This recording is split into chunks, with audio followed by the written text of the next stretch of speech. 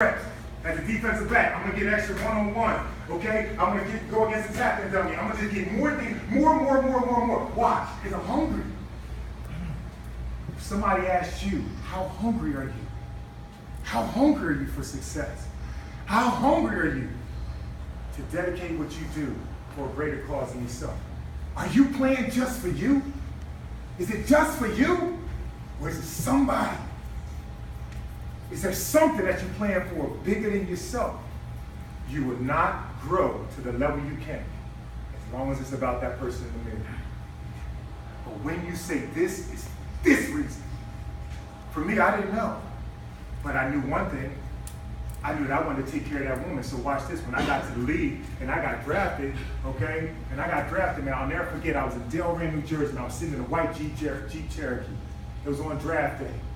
And I'm sitting in the car, man, and all I'm thinking about, man, is I don't know where I can go. First round, third round, and I get drafted at all. And I'm sitting in the car. And out of nowhere, man, I'm listening to a song, man, and I'm just kind of just zoning out. You know, all of a sudden, my brother knocked on the window. Donovin, Jacksonville on the phone. I'm like, what? Jacksonville on the phone. Man, I was downstairs. My mom lives on the second floor building an apartment. I ran up that joint so fast, man. And at the top of that stairs, man, it was like out of the 100 people in the house, it was like the Red Sea party. And it was my mom on the other end, man, holding the phone up. And man, it took like every bit in me to get over there as fast as I can, man. She was crying. She gave me the phone. And on the phone, it was Coach Kaufman. He said, Donovan, we about to draft you with the 25th pick of the NFL draft. You want to be a Jag? Well, I was like, you better believe it. And at that moment, man, everybody in the house, man, just got quiet. Because we watched the television. We saw Paul Tagliabue who walk across the stage. And with his card, he was like, with the 25th pick, the Jacksonville Jaguars select Donovin Darius out of Syracuse, New York. Man, the house went crazy, man. It was excited, tears, laughter, everything. But in that moment, I heard one word: responsibility.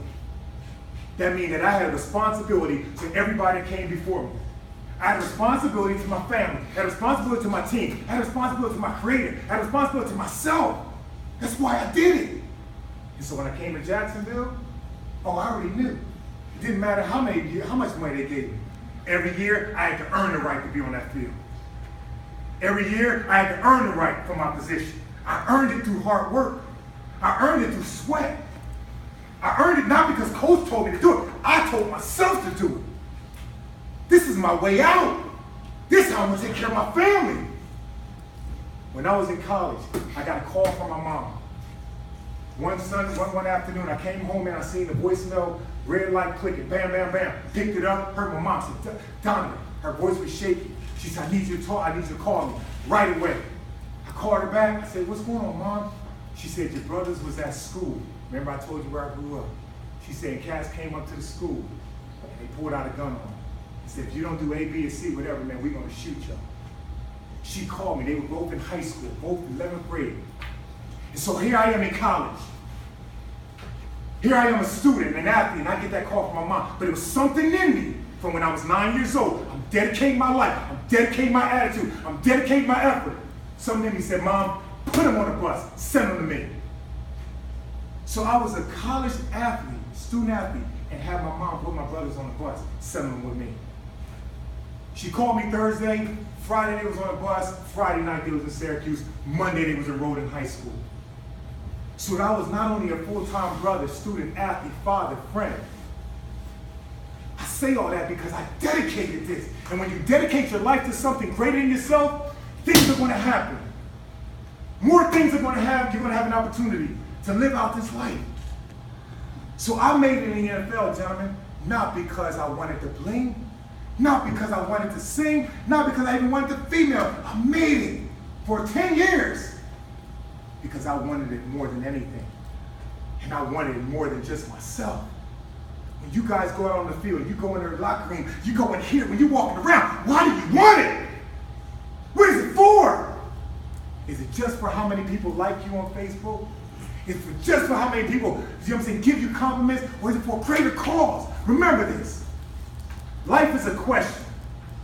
How you live your life is the answer. You got to answer. How am I going to live this life? What is your legacy going to be? What is your legacy going to be? I remember a story, man, of some mountain climbers, man, climbing up this mountain, Mount Kilimanjaro in Tanzania, man. It's 19,000 feet up in the air. There was about 20 people that went at the same time. They went to climb this mountain. It's a tough feat. They climbed the mountain, man, about halfway up. They start climbing for about 4 or 5 hours. Halfway up, they get, you know what I mean, they have this place where you kind of break, you know what I'm saying? They get some coffee, they get some cookies, they get some chips, they sit around, they sing, they dance, they do all this stuff. Halfway up.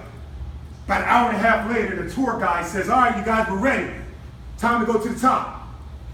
But at that time, about half of them decide, nah, I'm having too much fun here. I'm comfortable. This cookie's tasting great. The songs are singing a little louder. I'm having fun and I'm a little tired. But the other half, they come out and they climb the mountain. And they keep going. And then about an hour later, the group that stayed behind start looking out the window. And they can see their friends climb the mountain. And they can see them working one step at a time. They can see them. And there's something in them. Something in them, the ones that stayed, thinking like, wow, that should be me.